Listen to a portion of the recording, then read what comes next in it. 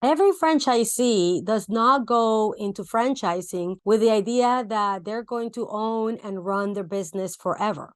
Usually, it is a way for them to achieve time and financial freedom and eventually be able to retire comfortably. Now, the exit plan could look different ways. One of the ways is that they could maybe leave it as a legacy to their children so that they can take over the business and run with it while they can enjoy the fruit of the efforts of years of work. Or the second option is maybe they want to build their business so that they can sell it and then enjoy the rest of their lives and the work that they have done and now sold to someone else. Either way, as they are building this business, you have to think about that exit plan. And to be able to make it the best way possible, you need to create a business that is worth as much as possible. So when you do decide to leave it, especially if you're going to sell it, it is worth as much as possible. So in today's show, we're going to talk about the 3 things that you must do in your franchise business as you're owning and operating it through the years and maybe decades so that you can increase the value as much as possible. So when it's time to sell, you can get as much money as you can back. So let's get started by saying that the first thing that you need to do is see your business from the buyer's perspective, because sometimes we get emotional with our business. We love everything that we have done, and sometimes we see things that maybe the buyers don't see. And so the first thing that we need to do is be objective and look at our business from the buyer's perspective. Imagine if you were going to buy this business, how would you value it? What are the things that you're going to be looking for so that you can determine how much is this business worth to you? And so when a buyer is coming to look at your business, you will be ready to present it in a way that will be very attractive to them and give you top dollar. Your business needs to be as profitable as possible. Now, making sure of this, not only will it give you the most money at the end of the day when you're selling it, but also it will provide you the most profit day to day while you still own the business. So what does make it as profitable mean to you? This means that not only do you need to, first of all, own your sales, meaning not just receive the sales, expect the sales, and accept the sales that your brand or franchisor provides with their efforts. You need to own your sales. That means that you need to own the community around you, the customers that are in your neighborhoods, in each and every one of your units, and maximize how much they come to you, how loyal they are, how much they love the product, so that they can be loyal products and ongoing clients over and over again. You need to own your sales. This means that you need to have local store marketing going on, that you need to have amazing product, service, and customer experience overall, so that you can not only overcome whatever inflation comes into your business, but be able to beat it and be able to increase your profits every single year. Now, making your business as profitable as possible also means that you need to be a master at controlling your expenses. You need to be able to not only be a master, but you need to be able to train your team and educate your team and inspire your team to be amazing at controlling waste so that you can maximize profitability. Now, that is where most of your work should go through every day anyways, because as you operate in the business, you want to be able to maximize your profitability, not only so that you can pay your bills, but also so that you can maximize the profit that you take home every month. Now, doing this requires a lot of commitment, systems, and processes that you and your team implement and execute every day. Things on how to be able to maximize the labor costs, meaning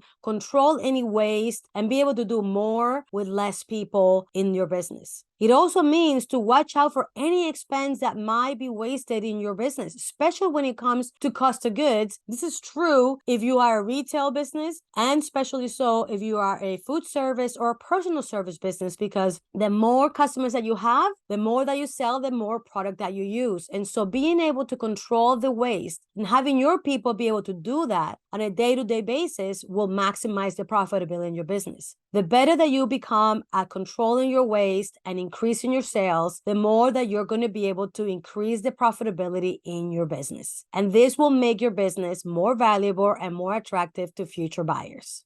Obviously, the more profitable that you are, the more money that you're going to be able to claim from your buyers, because usually your net profitability is the most important measure when it comes to selling your business, because the business value will start at a multiple of your net profit of your business. And so this is why this is the most important element when it comes to selling your business. You must be able to maximize your profitability. So when it comes to the initial multiple, you're going to be already in a very good place.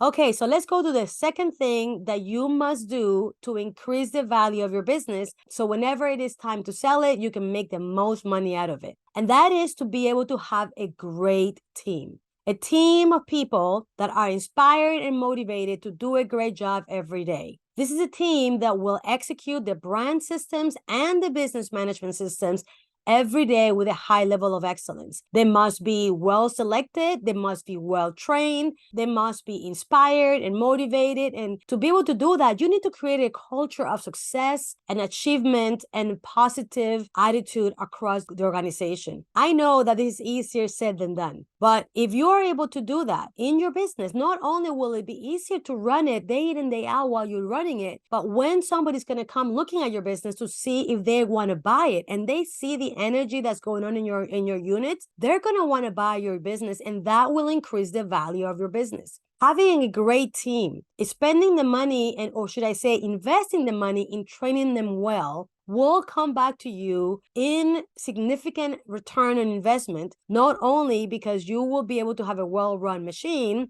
but when it comes to selling it, the value of the business will go up. Buyers appreciate when an organization has a positive energy. They don't want to have to do a lot of work when they take over a business. They want a business that's already operating, that is already have a created positive culture that they can easily take over and maintain so that they can continue to have the profitability that they have received so far in your organization. They want a business that is easy to take over so that they can easily continue to run and receive the same return that you did or higher. So think every time you're spending time on creating a better culture, on training your people, on elevating the organization, when it comes to executing the brand and business systems, you are simply increasing the value of your business. Okay, so that brings us to the third point of what you need to do to increase the value of your organization. So when it comes to time to sell it, that it has the most value that you can get out of it. And that is to have great leaders.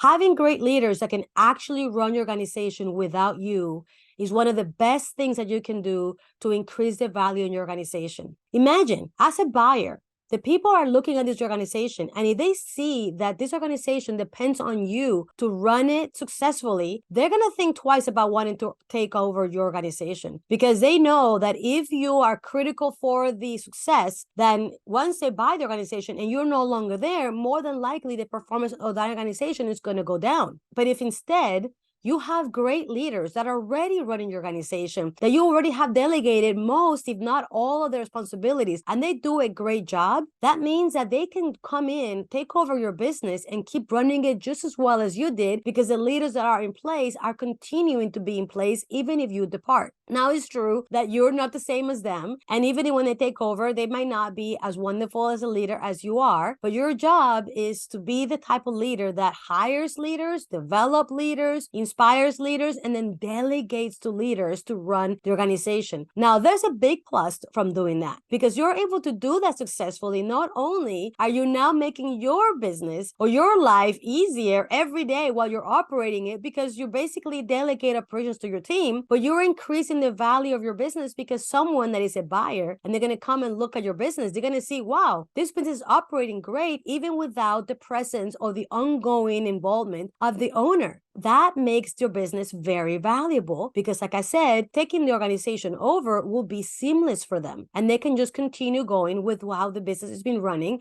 and that's how they're going to make sure that they get the return on the investment or more. So as you can see, these are the three things that you need to do in your organization to increase their value.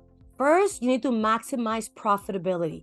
You need to own your sales and teach your team how to control the expenses so that every month you can get the most money out of your organization. Second, you need to have a great team of people that are trained, inspired, and motivated to execute your business and brand systems with a high level of excellence every day. A great positive culture where people want to do a good job and they're inspired to do well and do well for the company and for themselves. And third, of course, have great leaders. Leaders to whom you have delegated the organization operations day to day that do a great job because they are well trained, they can drive the culture, and they do a fantastic job every day. Those same three things that you need to do to increase the value in your organization are also the same three things that you need to do so that you can have a better quality of life and a better job and a better business every day in your organization. So as you can see, not only are you doing these things, working through these things, which I know is not easy, but if you do those things, your business will be nothing but better every single day. And when it's time for you to retire,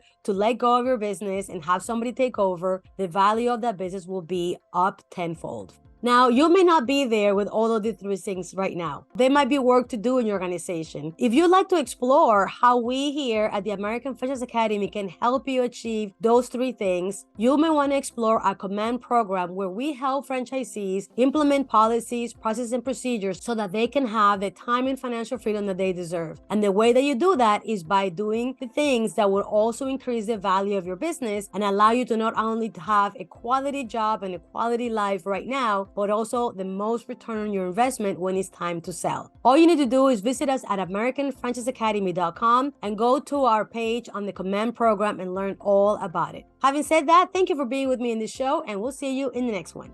Bye-bye.